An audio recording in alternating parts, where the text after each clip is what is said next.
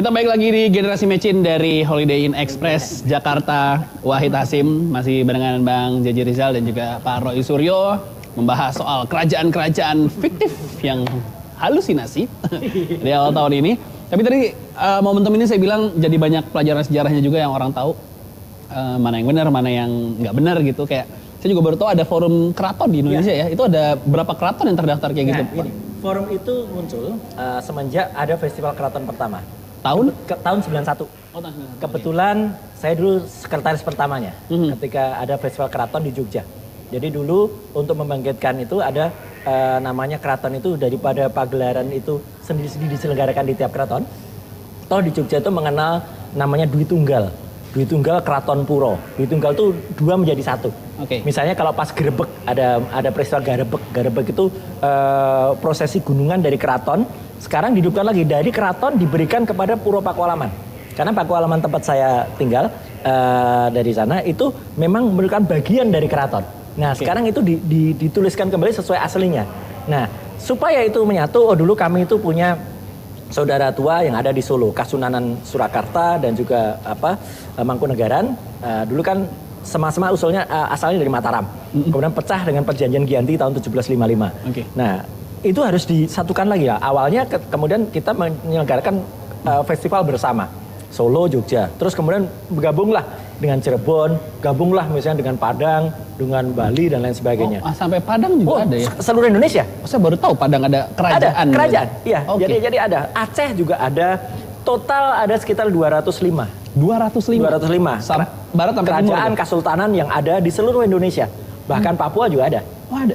Iya. Jadi artinya kerajaan atau kesukuan yang kemudian menjadi sebuah komunitas ada tetuanya, itulah yang kemudian disebut sebagai kelompok ini. Dan itu kemudian mulai diregister lagi, artinya dicari lagi keberadaannya. Kayak Kutai Kartanegara, itu menarik sebenarnya. Tadi Mas Rizal juga mengatakan mungkinkah ada sejarah atau tidak gitu. Kutai itu dulu juga sempat sudah hampir hilang gitu ya. Hanya kita tinggal gedungnya saja.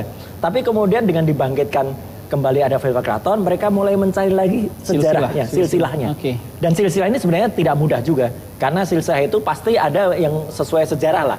Sejarah itu kan siapa yang menulis juga kan gitu, tergantung. Nah kebetulan yang kemudian terus hubungannya dengan Penajam Utara dan lain sebagainya muncul, keluarlah gitu. Karena kalau silsilah ini tidak digaris dengan benar, kan kadang-kadang juga begini, kayak di Jogja itu ya. Misalnya sekarang yang berkuasa Sri Sultan Hamengkubuwono ke-10 ya. Beliau kan punya saudara-saudara juga ya. Dan dulu ayah beliau Hamengkubuwono ke-9 itu kan misalnya punya 5 garwo, 5 istri ya kan. Nah, dari 5 ini kan putra yang kemudian akhirnya jadi kan Hamengkubuwono ke-10. Tapi kan di antara 4 garwa yang lain di antara ini kan ada juga putra pertama. Dan mereka juga kalau mereka tidak sepakat, kalau zaman dulu, zaman Kenaro dulu, itu kemudian terjadilah bunuh-bunuhan ya. Iya, itu terjadi perebutan kekuasaan. Ya, demikian juga dengan Pakualaman juga pernah terjadi begitu karena PA8 itu dulu punya 2 garwo, ya. Kemudian yang satu jadi, yang satu enggak. Kalau yang satu enggak jadi ini tidak sepakat, dia akan membentuk keraton baru. Ini yang juga terjadi misalnya di Cirebon. Cirebon dulu kita kenal hanya ada 2 kerajaan di sana. Dulu Cirebon itu hanya Keraton Kasepuhan dan Keraton Kanoman. Tapi kemudian sekarang muncul lagi Keraton Kacirebonan. Tapi kalau ini kemudian diakui, ya tidak ada soal, ya gitu. Karena itu mungkin terjadi. Jadi sekali lagi, forum silaturahmi Keraton Nusantara itu ada. Dan kami memang merasa terganggu terus terang saja dengan munculnya ini. Karena anak-anak sekarang yang mungkin belum mengenal sejarah, pengen mengenal sejarah, jadi kemudian logika mereka jadi kacau nih. Terkontaminasi gitu. Dengan logika-logika yang, wah ini nanti berarti keraton itu lucu-lucuan aja dah. Gitu. Nah ini kan repot kita, karena dianggap sejarah lucu-lucuan, negara Indonesia itu harus mengembalikan kepada Sunda Empire, ya, atau Selakau itu, ada juga Selacau kan, atau Selakau itu kemudian dia juga bisa menerima dana besar dari mana, dan dia mengaku juga keturunan di mana-mana. Ini kan, kalau ini nggak benar dia mengaku sebagai warisan budaya tak benda UNESCO. Nah ini kan aneh juga. Saya kebetulan kemarin ikut mengurus juga ketika pencak silat itu dapat warisan budaya UNESCO. Tidak ada itu Selakau, ya. Tapi kalau keris, wayang, batik, kemudian tari saman, kemudian Borobudur, itu ada sertifikatnya. Jadi harus dikembalikan lah ini sejarah. Dan orang-orang seperti Mas Rizal ini sangat kita perlukan untuk meluruskan kembali sejarah gitu.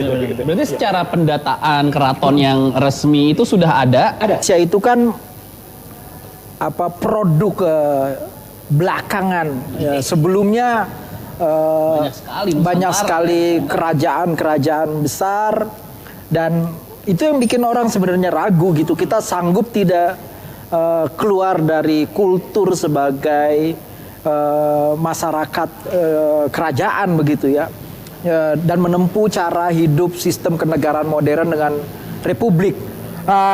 Ini kan lucu ya kita bicara tentang sistem kerajaan dan menertawakan kerajaan itu gitu. Tapi sementara di lain sisi, di layar yang sangat besar begitu, kita melihat gambar bertaburan yang menjelaskan kita dipimpin oleh seorang bukan raja, bukan memimpin sebuah kerajaan, tapi perilakunya dan cara hidup serta budayanya itu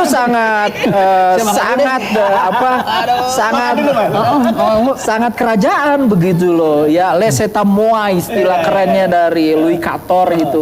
Nah ini kan sebenarnya menurut saya lebih menghargai Mas Toto begitu, atau Sunda Empire yang terang-terangan, ya saya bikin kerajaan begitu. Indonesia ini hanya proses jeda dari ini dalam pidato Pancasila disebut, bayangin pidato 1 Juni. Kita pernah punya nation stat gitu. Apa itu Sriwijaya? Nation stat kedua apa itu Majapahit.